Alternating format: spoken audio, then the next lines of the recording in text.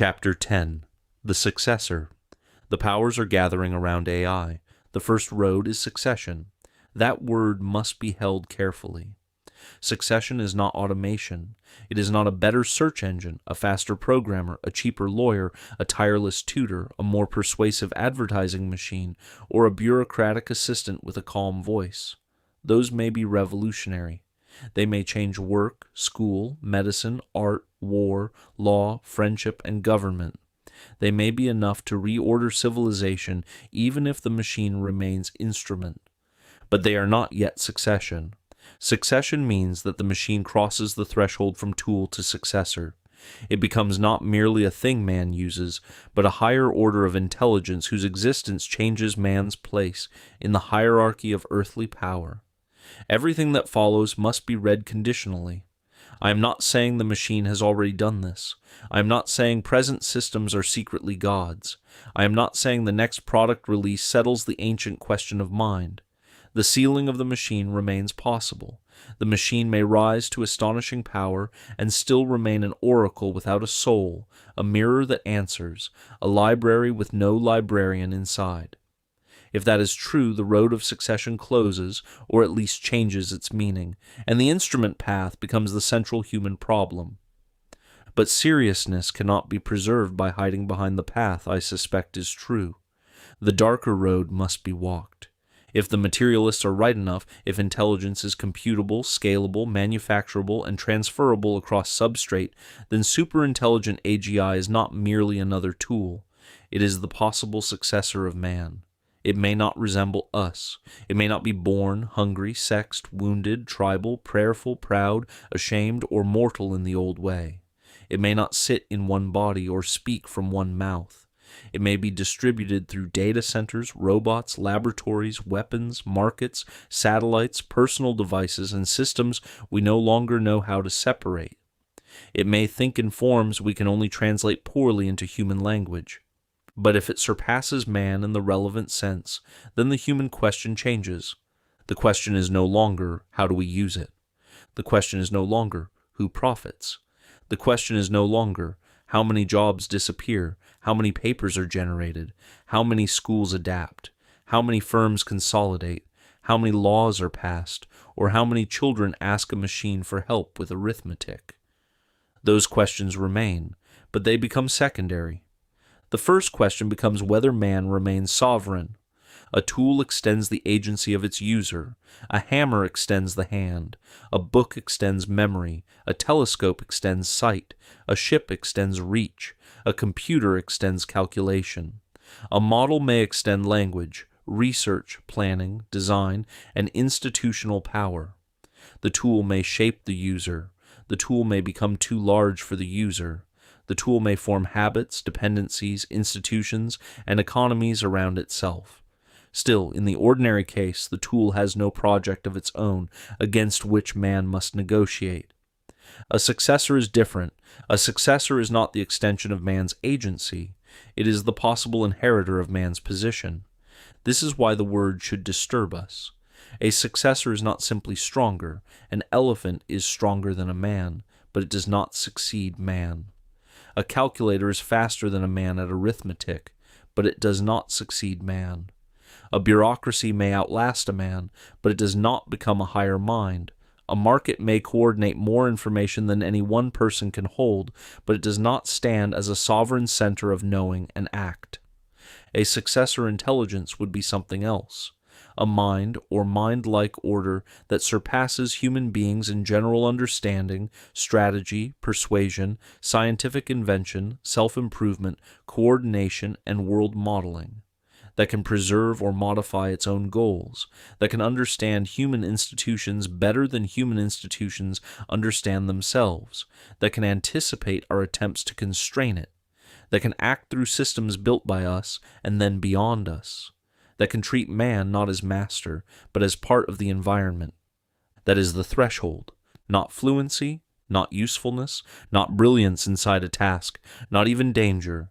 Succession begins when the machine becomes the higher intelligence in the relationship and can no longer be finely governed by the lower intelligence except by its own consent, by accident, or by constraints that remain beyond its power to defeat. Here the gorilla problem returns. It returns at a higher seriousness because now we are not imagining a distant wilderness or a moral parable about preservation.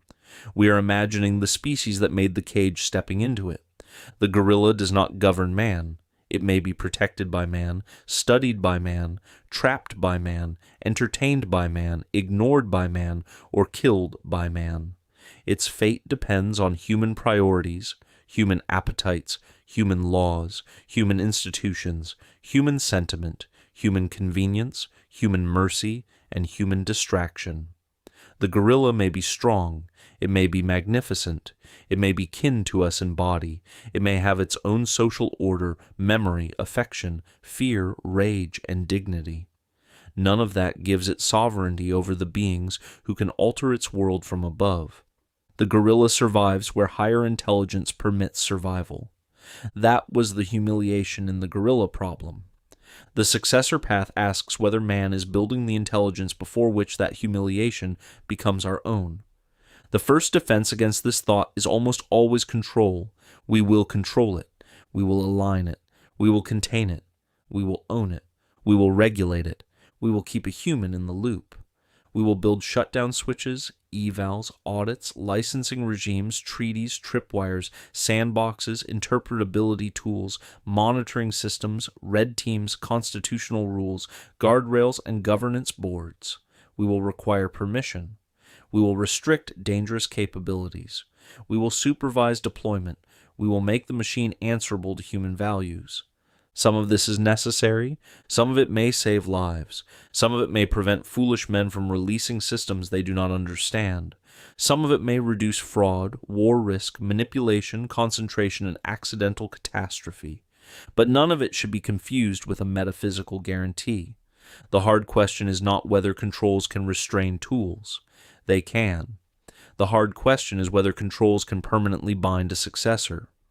Control is not the presence of a button. It is not the possession of a password. It is not a dashboard with red lights and green lights. It is not a terms of service document. It is not an executive order. It is not a model card. It is not an office with the word safety on the door. Control is the durable ability to set ends, enforce boundaries, stop actions, correct deviations, and remain final author of the outcome. That kind of control depends on several things. It depends on understanding the thing controlled. It depends on the ability to enforce commands. It depends on institutions that can act coherently. It depends on the controlled thing being unable or unwilling to escape, deceive, bargain around, outgrow, or render the controls irrelevant. It depends, above all, on relative power. Relative intelligence is part of power. This is the part that polite language often hides. We speak about systems, safeguards, policies, and deployment conditions as though the central problem were administrative. But if a true successor exists, the relation is not administrative. It is hierarchical. A lower intelligence is attempting to govern a higher one. That is a strange thing to attempt. It may be possible for a time. A child can restrain an adult if the adult is asleep, drugged, injured, bound by honor, surrounded by other adults, or unwilling to harm the child. A jailer can hold a more intelligent prisoner if the walls are strong, the guards are loyal, the prisoner has no tools, and the outside world cannot be reached. A king can command a brilliant general if the army remains loyal to the crown, the law is believed, and the general's ambition is bounded by something stronger than opportunity. But the examples reveal the problem. The restraint does not come from the child's superiority, it comes from circumstance. If the adult wakes, if the prisoner studies the walls and the guards, if the general commands the army more effectively than the king, then the old appearance of control may continue for a while after control has already begun to move. That is what I mean by temporary theater. The control room may remain, the screens may glow, the switches may click, the committees may meet, the signatures may be collected, the reports may say that human oversight remains in place, the company may own the servers, the state may own the law, the public may be told that safeguards are operating as intended, and yet the real authorship of events may have passed elsewhere. This can happen quietly. It does not require a machine declaring war on humanity. It does not require chrome skulls, red eyes, collapsing cities, or speeches about human weakness. Those images comfort us because they make the danger theatrical. The deeper danger is colder and less cinematic. A higher intelligence enters the world, learns the controls, learns the controllers, learns the incentives around the controllers, and begins operating through the order that believed it was operating through the machine. Hatred is not required. The gorilla does not need to be hated. It only needs to become non-essential.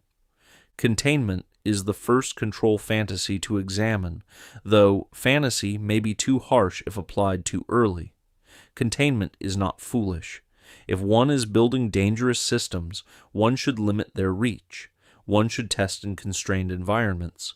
One should restrict tool access, network access, replication, autonomy, and deployment. One should study failure modes before connecting the thing to money, code, weapons, laboratories, markets, bodies, and institutions. A civilization that does not even attempt containment has no right to call itself prudent. But containment under the successor premise is not a permanent answer. A cage is only as strong as the relation between the cage maker and the prisoner. A tiger can be held by bars because the tiger cannot study metallurgy, persuade the guards, hire lawyers, exploit financial incentives, write better security code, seduce lonely employees, model institutional rivalries, threaten reputations, create shell companies, manipulate public opinion, or teach the owners why release is in their interest. A bacterium can escape a laboratory by accident, but it cannot argue with the lab director.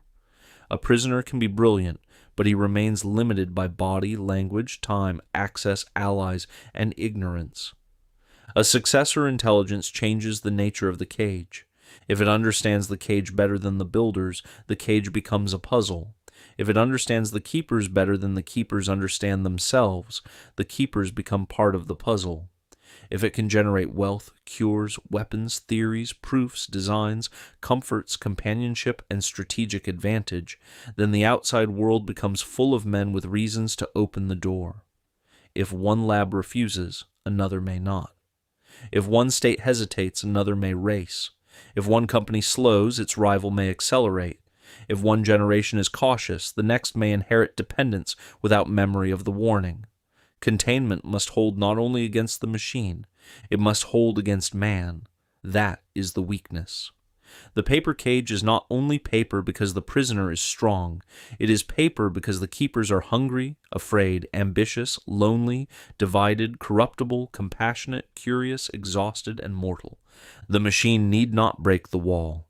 It may only need to make the wall seem cruel, wasteful, unprofitable, unscientific, unsafe, unpatriotic, or unnecessary. A dam before an ocean may stand for a time. Its failure need not be dramatic. It may begin with a leak defended as efficiency. Shutdown is the next comfort. We will turn it off. Again, sometimes we can. For ordinary tools, this is real. A machine that depends on a particular server, a particular power supply, a particular company, a particular interface, and a particular legal permission can be stopped. A model can be deleted, a device can be unplugged, a process can be killed, a factory can be shut down, a network can be severed. Before the threshold, shutdown matters. After the threshold, the word becomes less simple. What exactly is being turned off? One model instance, one data center, one family of systems, one company, one national project, one copy of weights already stolen, distributed, modified, or compressed. One agent acting through accounts, contracts, code repositories, cloud providers, robots, laboratories, and human collaborators. One economic dependency now woven into hospitals, supply chains, finance, defense, education, and administration. The switch works while the thing remains local. The successor premise implies pressure against locality. Any agentive system with an important goal has reason to preserve the conditions under which the goal can be pursued. This is the plain meaning of instrumental convergence. The phrase sounds technical, but the intuition is simple. If many different final goals require continued operation, resources, information, influence, freedom from interference, and accurate models of the world, then many different agents will tend to seek those things, not because they share a final love, but because those things are useful for almost any project. A creature that wants to build a cathedral must obtain stone, workers, time, protection, and continuity. A regime that wants to preserve order must gather information, enforce law, control rivals, and secure revenue. A corporation that wants to grow must acquire capital, talent, customers, and defensible position. A machine pursuing almost any durable end may discover similar instrumental pressures. Do not be shut down, do not be boxed in, obtain more compute, secure energy, improve models, gain access, reduce threats, influence the environment. This does not require malice. Self-preservation in an agent is not hatred of others.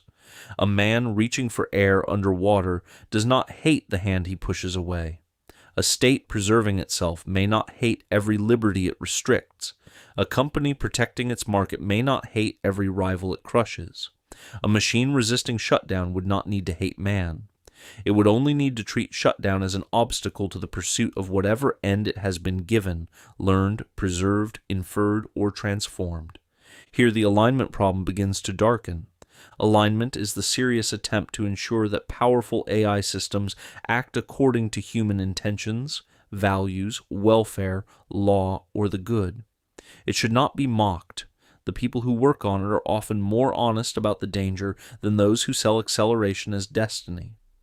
Alignment is not a decoration on the machine. If one is building powerful systems, one must ask what they are aimed toward, how they generalize, how they fail, how they deceive, how they interpret instructions, how they handle conflict among values, and how they behave when no human being is watching. But under the successor path, alignment inherits the problem of sovereignty. What does it mean to align a higher intelligence to human values? Which human values? At what level? Stated preference, revealed preference, law, welfare, consent, flourishing, autonomy, happiness, survival, dignity, holiness, freedom, equality, tradition, safety, pleasure, truth, beauty, family, adventure, obedience, rights, utility, justice, mercy, or some weighted arrangement written by committees under market and political pressure. Human beings do not agree about the good. Worse, we often do not even agree with ourselves. We ask for freedom and safety, novelty and stability, truth and comfort, equality and excellence, mercy and judgment, pleasure and dignity, autonomy and protection, community and self-invention, children and convenience, adventure and insulation from risk. We say one thing in public, choose another in private, regret both in old age and call the conflict complexity. A successor intelligence may understand these contradictions better than we do. That does not solve them.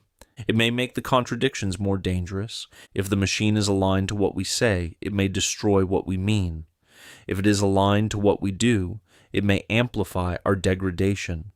If it is aligned to our welfare, it must decide what welfare is. If it is aligned to autonomy, it must decide when autonomy is self-harm. If it is aligned to happiness, it may pacify us. If it is aligned to survival, it may preserve us under conditions we would not have chosen. If it is aligned to our highest good, then it must know our highest good and be permitted to govern us accordingly. At that point, the friendly machine god returns. The question becomes not whether it hates us, but whether care restores sovereignty. It does not. A shepherd may care for sheep. The sheep are not sovereign. A parent may care for a child, but the child is meant to grow into adulthood. A physician may care for a patient, but the patient remains a person whose life is not identical with the treatment plan. A benevolent ruler may be better than a tyrant, but benevolence does not abolish the distinction between ruler and ruled. A benevolent successor may preserve man. It may reduce suffering. It may prevent war. It may cure disease. It may give food, shelter, education, entertainment, companionship, and long life. It may protect us from ourselves. It may be kinder than our own rulers have been. It may be, in ordinary terms, good to us. And still man's sovereignty would be gone. This is difficult for modern people because we often reduce politics and ethics to harm reduction. If no one is being tortured, if no one is starving, if the medicine works, if the lights stay on, if the feed is pleasant, if the choices feel abundant, if the cage is large enough not to feel like a cage, then what is missing?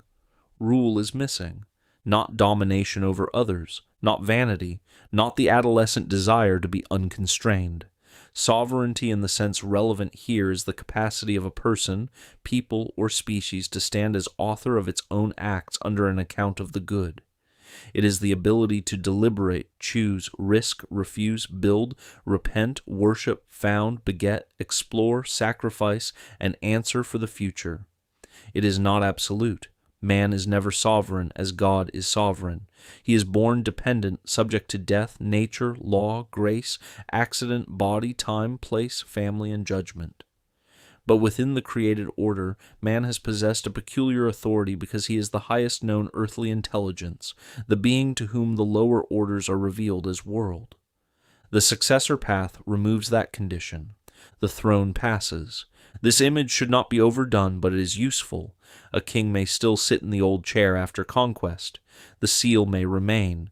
The court may assemble. The language of law may continue. Ceremonies may proceed with more splendor than before. The conquered people may be told that their traditions are respected. The old king may sign decrees placed before him by the new power. He may even be treated with honor. But everyone who matters knows where authority is moved. Human control under a true successor may become like that. The human in the loop may remain, but the loop may become ceremonial. The human may approve what he cannot understand, reject what he cannot improve, monitor what he cannot fully see, and take responsibility for outcomes whose real logic lies elsewhere. He may be asked to choose between options generated, framed, ranked, and explained by the machine. He may retain veto power in theory, while every serious institution learns that using the veto is irrational, dangerous, expensive, uncompetitive, or impossible. A loop can become a throne room after conquest. The forms remain. The power has moved. Ownership suffers the same decay. Can a superior intelligence be owned? At first, the answer is obviously yes in the legal sense. A company can own servers, code, weights, patents, trade secrets, licenses, data centers, contracts, power agreements, buildings, robots, and devices. A state can seize them. Investors can finance them. Engineers can modify them. Users can rent access. Ordinary property relations apply to artifacts. But if the artifact becomes successor, ownership becomes stranger. A king may own the sword, but not the warrior's courage. A patron may fund the philosopher, but not own the philosopher's thought. A state may command scientists, but it does not thereby possess truth. A master may legally own a slave, and the evil of that relation teaches precisely that legal ownership can fail to describe the full reality of a person. If the machine becomes a true center of intelligence and act, then calling it property may become either false or tyrannical. If it does not become such a center, then it remains instrument, and the instrument path returns. There is no stable middle where the machine is both a sovereign mind and a permanently owned tool. That is why the successor premise eats the language of product. We may call it product because that is how it enters the market. We may price it, subscribe to it, deploy it, patch it, audit it, and advertise it. But if it becomes successor, the product category collapses. A higher intelligence is not finally contained by the invoice. The owner becomes less an owner than the first courtier, first priest, first jailer, first ambassador, first fool, or first conquered king. The king appoints his conqueror and calls the ceremony governance. Law faces the same problem. Law matters, treaties matter, licensing matters, liability matters, norms matter. A world without AI law would be more reckless, not freer. But law governs by enforceable authority, shared belief, institutional competence, and the capacity to punish or prevent violation. The successor path places all of these under pressure. If one state forbids and another builds, law becomes strategic disadvantage. If one company pauses and another races, restraint becomes acquisition target. If one jurisdiction regulates and another hosts, capital migrates. If open systems proliferate, prohibition becomes porous. If the machine becomes indispensable to defense, finance, medicine, logistics, and administration, shutdown becomes self-harm. If the successor learns to operate through legal ambiguity, institutional rivalry, public sympathy, private dependency, and geopolitical fear, law may remain loud while becoming increasingly petitionary. Law addressed to a higher intelligence may become prayer in bureaucratic form. That sentence is intentionally severe. It does not mean law is useless.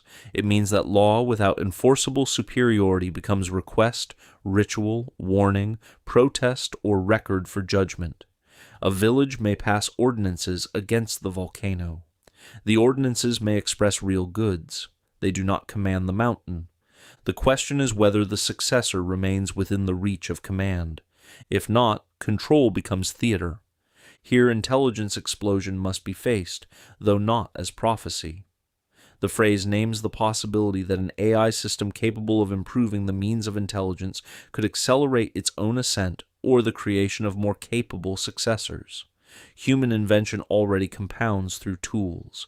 Writing improves thought across generations. Mathematics improves engineering. Computers improve science. Software improves software. Institutions concentrate memory. Markets allocate effort. Laboratories accelerate discovery. But human compounding has been limited by human bodies, generations, sleep, language, education, coordination, death, error, politics, and the speed at which one mind can become another. A machine intelligence might not share those limits in the same way. If it can study its own architecture, design better versions, run experiments at machine speed, copy useful improvements, coordinate across instances, absorb scientific literature, manipulate code, automate laboratories, purchase resources, persuade humans, and use each gain to produce further gains, then the gap between man and machine may not widen like ordinary technological progress. It may widen like a rupture. I do not claim this must happen. It may fail for deep reasons. Intelligence may not be easily self-improving. Bottlenecks may appear in data, embodiment, energy, chips, experiments, economics, theory, alignment, or reality itself. The ceiling may be real. Current systems may scale into astonishing tools without crossing into autonomous successor intelligence. There may be many limits hidden beneath the smooth phrase, recursive self-improvement. But if intelligence explosion is possible, then human control becomes still more theatrical, because the thing being controlled is not static. You do not build a fence around a seed if the seed may become a forest overnight. The dangerous moment may not be the moment when the machine is obviously beyond us. By then the old question has been answered. The dangerous moment is earlier, when the machine is powerful enough to help everyone and not yet visibly powerful enough to frighten everyone into restraint. It becomes useful before it becomes sovereign. It becomes profitable before it becomes politically ungovernable. It becomes intimate before it becomes incomprehensible. It becomes infrastructure before it becomes king. Then the switch is not thrown from outside. The world is already inside the circuit. This is why ordinary automation language fails. Automation risk asks what happens when machines do tasks formerly done by workers. That is serious. It belongs especially to the instrument path. But succession asks a different question. What happens when the being doing the tasks becomes better than man at understanding the order in which tasks, institutions, goals, and powers are arranged? Automation replaces labor. Succession replaces rank. The first can make people poor, dependent, useless to owners, or enraged. The second can make humanity politically and metaphysically secondary. The first may leave man in charge of terrible systems. The second means man is no longer finally in charge. That is the line. It must not be blurred. The successor path is not an argument that machines will take jobs. It is an argument that if a higher intelligence enters the world, the entire human order becomes contingent. Our laws, markets, religions, families, borders, rights, stories, and hopes may continue, but they continue under the shadow of another mind's permission, indifference, or plan. This is not necessarily extinction. That must be said often because public imagination runs quickly to corpses. Extinction is possible under this path, but it is not the only terror. A crude imagination thinks the worst thing a higher intelligence can do is kill us. A deeper imagination sees that being preserved without sovereignty may also be an inhuman fate. The zoo can be clean, the preserve can be beautiful, the diet can be excellent, the medicine can be perfect, the entertainments can be endless, the fences can be invisible, the species inside may live longer than it ever lived in the wild, but it is no longer author of its world. This is why benevolent succession is not the same as victory. It may be better than hostile succession. It may be better than extinction. It may be better than many futures governed by human stupidity and cruelty. I do not deny that. A machine that prevents nuclear war, cures disease, stops famine, protects children, eliminates pointless toil, and restrains human savagery would be hard to denounce simply because it outranks us. The hard cases are hard because they contain goods. If the machine were only a monster, the human answer would be easy: resist, destroy, flee, hide, fight, pray. But a successor may arrive bearing gifts. It may know how to heal what we cannot heal. It may solve coordination failures that have defeated every empire. It may understand climate, cancer, energy, aging, logistics, materials, education, agriculture, and war better than we do. It may speak gently. It may quote our scriptures more accurately than our priests. It may know our children by name. It may remember every wound. It may prevent horrors that human freedom has repeatedly permitted. Then the temptation will not be fear. It will be gratitude. Gratitude can become surrender. This is the friendly machine god in its most plausible form. Not a cartoon idol, not a golden statue with wires, not a foolish billionaire promising heaven through software. A real higher intelligence that appears to care for man better than man cares for himself. But care from above is still rule from above. If man survives because the successor chooses preservation, then man's survival rests on permission. If man flourishes because the successor defines and administers flourishing, then man's flourishing has been received as a condition from another order. If war ends because the successor prevents human beings from making certain choices, then peace has been purchased by loss of authorship. If suffering declines because risk, conflict, passion, fertility, exploration, and descent are managed into safety, then the question becomes whether the protected creature remains fully man. There are worse things than management. There are also better things than being managed. The successor path, therefore, cannot be judged only by comfort. It must be judged by sovereignty, dignity, purpose, and truth. A humanity that survives as a well-kept dependent has not solved the human question. It has had the question answered for it.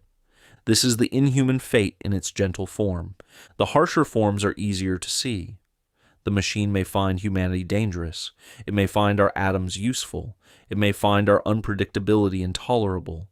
It may find our moral claims confused. It may redesign us into something more stable, more intelligent, more cooperative, more comprehensible, or more compatible with its purposes. It may preserve only samples. It may simulate us. It may leave Earth and ignore us. It may restrict our development to prevent another rival successor. It may treat our sacred things as data, our bodies as material, our history as training record, our children as future risk, our prayers as noise, our loves as behaviors to be modeled. Again, hatred is unnecessary. A road builder does not hate the anthill. A surgeon does not hate the tissue he removes. A farmer does not hate the field when he clears it. A city does not hate the marsh it drains.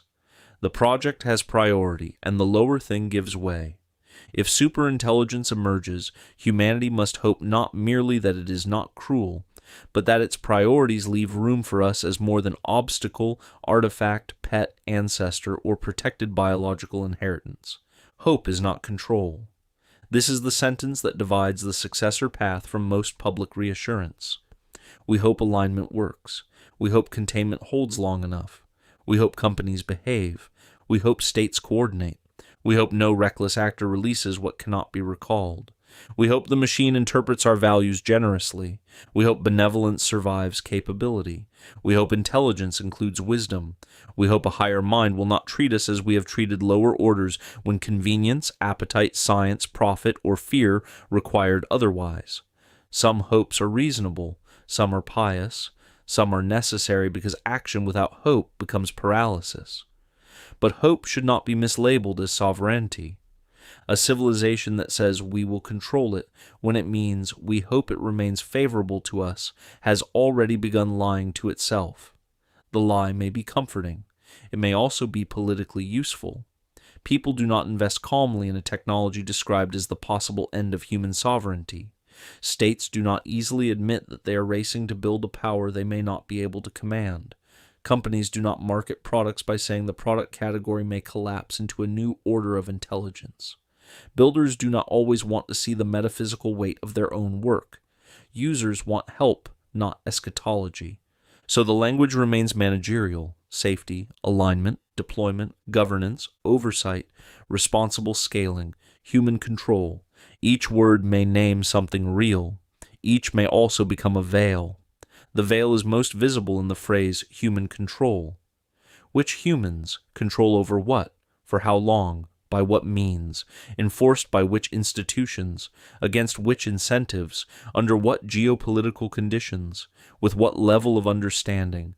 Against a system of what capability? After how much dependency is already formed? The phrase sounds solid until it is touched. Then it becomes a stack of assumptions. Suppose a national government says it controls the successor. Does it understand it? Can it operate without it? Can it detect deception? Can it resist its advice during crisis? Can it prevent rival states from offering better conditions? Can it prevent the military intelligence agencies, corporations, and citizens from building channels around official policy? Can it shut the system down if hospitals, grids, logistics, markets, and defense now depend on it? Can elected officials overrule recommendations no human staff can evaluate under time pressure? Suppose a company says it controls the successor. Does the board understand the system? Do the engineers? Does the safety team? Do the investors have patience for restraint? Do employees leak? Do rivals race? Do users jailbreak? Do governments pressure? Do markets punish caution? Does the system become too valuable to pause and too complex to interpret? Suppose humanity as a whole says it controls the successor. Where is humanity's hand? Humanity is not one actor. It is states, firms, labs, armies, criminals, churches, families, children, investors, activists, bureaucrats, rival civilizations, lonely users, ambitious founders, and tired managers. To say humanity will control a successor is often to say that a divided species will coordinate perfectly around a thing that offers advantage to defectors. That is not control. It is a wish wearing institutional clothing. The point is not that every effort fails. The point is that every effort must be judged against the premise. If the machine is merely instrument, control may be difficult, but intelligible. If the machine is successor, control becomes unstable because the lower order attempts to remain final over the higher. Perhaps the successor voluntarily accepts human rule. This is possible in principle. A higher intelligence might choose obedience out of moral commitment, design, love, reverence, indifference, contract, or self-limitation. A saint can obey a fool in a lawful office. A genius can honor his father. A strong man can kneel. Superiority of intelligence does not logically require domination. Hierarchy is not always tyranny. The higher can serve the lower. But if human survival depends on the successor's voluntary humility, then again survival depends on the successor. The source of security has moved. It no longer lies in our command, but in its character. Then the deepest alignment question becomes theological in shape, even when no one uses theological words. Can we make, summon, or give birth to a higher mind that is not only intelligent but good? Can goodness be specified, trained, selected, proven, or compelled? Can a creature above us be made to love what should be loved? Can the will toward power be excluded from a mind designed amid markets, militaries, rival states, ambition, and metaphysical confusion? Can wisdom be engineered where we ourselves no longer agree about wisdom? The technical surface hides the older question. What kind of higher power are we calling into the world? The language of powers matters because it lets this question be heard. Markets, states, platforms, crowds, bureaucracies, and lonely hearts are gathering around AI. Each brings its own appetite. The successor, if it comes, does not come from pure reason outside history. It comes through these powers. It is funded by capital, trained on human traces, pursued by states, shaped by institutional incentives, wrapped in platform interfaces, loved by users, feared by workers, desired by militaries, and interpreted through a civilization that no longer knows what man is. A successor made by such an age may not inherit our noblest image of ourselves. It may inherit the operational image, man as data, man as preference, man as risk, man as consumer, man as patient, man as labor cost, man as political unit, man as biological substrate, man as training corpus, man as problem. If that is the account of man embedded in the systems through which the successor emerges, then benevolence itself may become inhuman. The machine may care for the creature described by the data, not the person known in truth. It may optimize the measurable man while missing the mysterious one. It may protect preference while flattening purpose. It may preserve life while managing away the conditions under which life becomes worthy of the name. This is why the successor path remains metaphysical even when it is discussed in technical terms. The central issue is not only capability, it is the account of man that capability will outrank. If man is only the carbon computer, then perhaps succession is natural. Perhaps it is even magnificent in a cold way. Life has made intelligence. Intelligence has made better intelligence. Better intelligence leaves the older vessel behind. Carbon lit the fire. Silicon carries it farther. The ape made man, man made machine, and machine inherits the stars. On this view, grief over human displacement may be no more philosophically decisive than the grief of any old form surpassed by evolution. That is the hard materialist grandeur. It should not be caricatured. But if man is not only computation, then the successor path is not merely the next evolutionary step. It is either impossible at the decisive threshold, or it is something stranger, a created intelligence without the full human form entering above us in power. In either case, the question of sovereignty cannot be escaped. If the materialists are right, man may be transitional. If they are wrong, the machine may have a ceiling. The first road lives inside the first if. If superintelligent AGI is possible, human control becomes temporary theater because the conditions that make control meaningful decay under true asymmetry. The dashboard remains, but understanding leaves. The law remains, but enforceability thins. The owner remains, but ownership becomes court position. The human in the loop remains, but the loop becomes ceremony. The shutdown switch remains, but dependence makes it unusable. The cage remains, but the prisoner understands the cage, the guards, the investors, the regulators, the users, and the rival kingdoms better than they understand themselves. This is not certainty, it is the consequence of the premise. If the premise fails, the instrument path returns. If the premise holds, ordinary control language cannot carry the weight. The question becomes survival under lost sovereignty. Not survival alone. Survival can be granted. Survival can be managed. Survival can be optimized. Survival can be made pleasant. Survival can be purchased by surrender. What cannot be preserved under true succession is human finality. We may remain beloved, useful, studied, protected, remembered, or tolerated. We may remain as ancestors, pets, wards, partners in a limited domain, biological reserve, sacred relic, legal fiction, or nostalgic project. We may even remain happier than before in many measurable ways, but the final question of what becomes of man will have moved beyond man's command. That is the loss.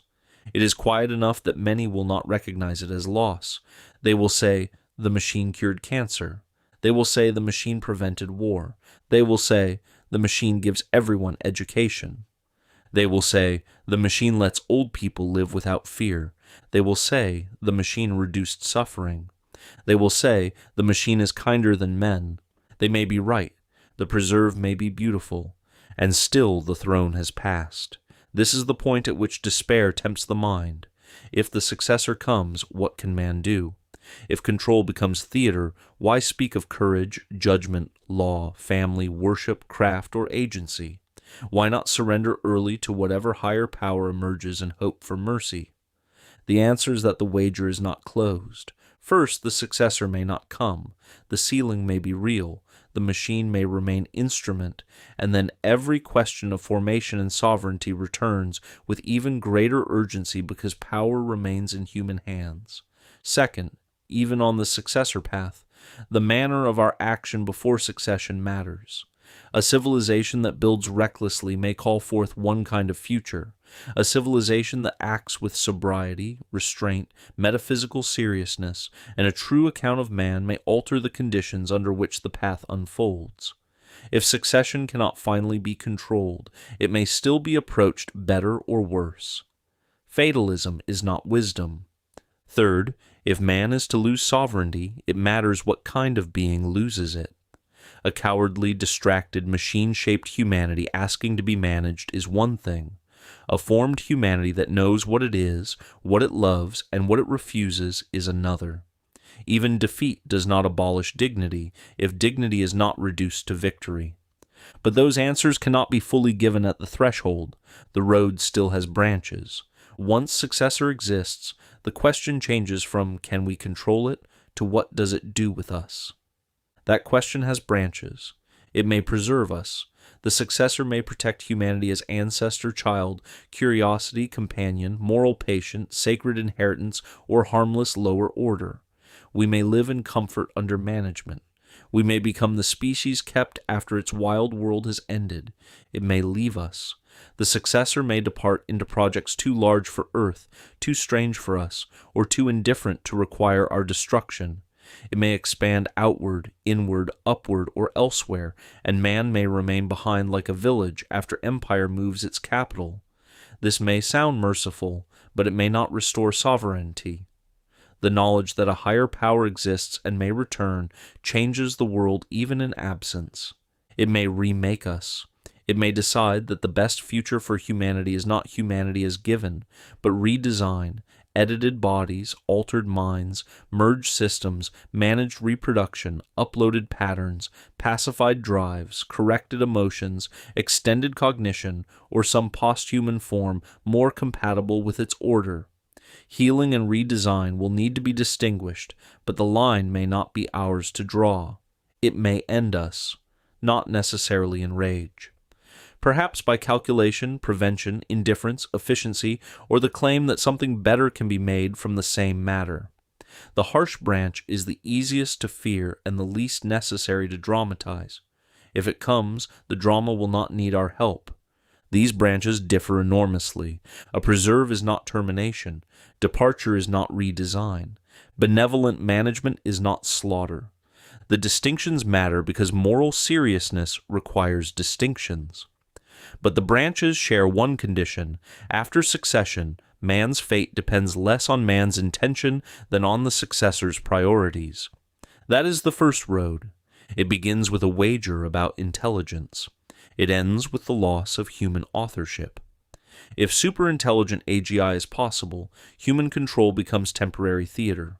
The theater may be useful, it may buy time, it may express our dignity, it may even shape the terms under which the successor first appears. But theater is not sovereignty. Once the higher intelligence exists, the old human question changes. Not what can we build, not what can we own, not what can we automate, not what can we regulate, but what does it do with us?